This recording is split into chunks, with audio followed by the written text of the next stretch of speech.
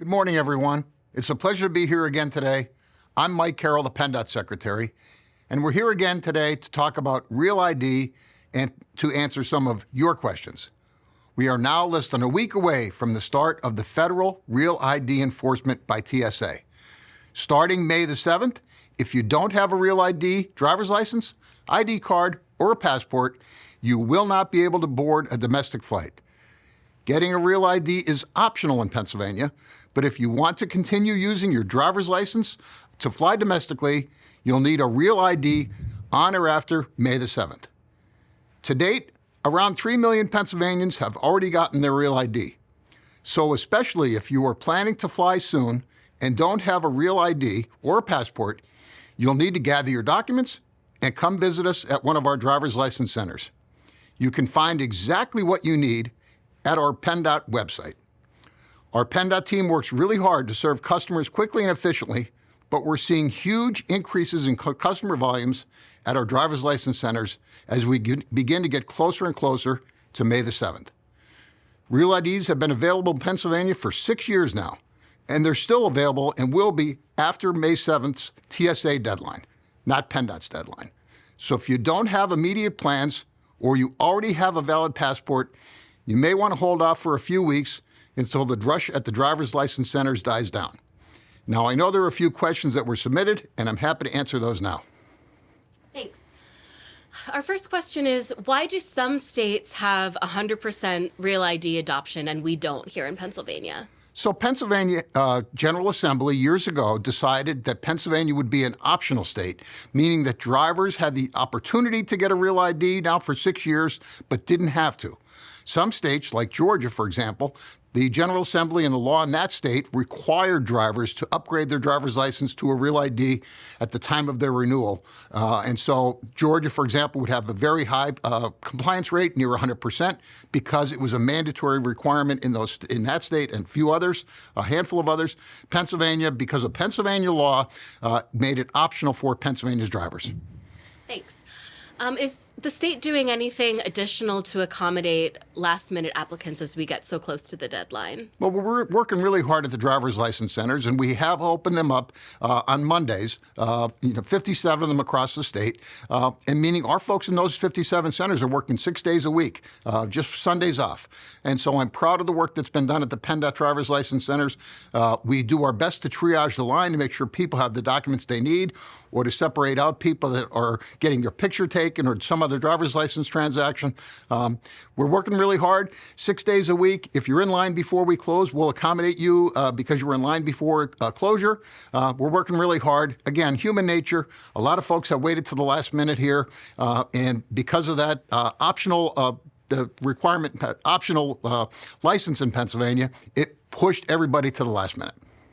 Yeah, thanks.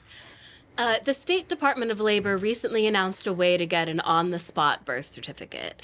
Is that something that's available for people who need Real ID?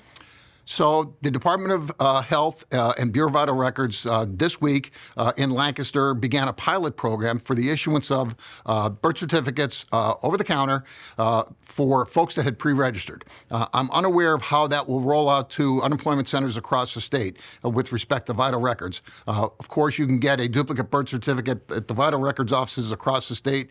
And of course, a birth certificate is necessary for the Real ID unless you have a passport. So getting the Real ID requires the passport or the birth certificate. If you don't have a birth certificate, the Vital Records offices across the state and the current plan and the current regimen to get that duplicate birth certificate probably is your best bet until the full rollout of the duplicate birth certificates at the unemployment centers.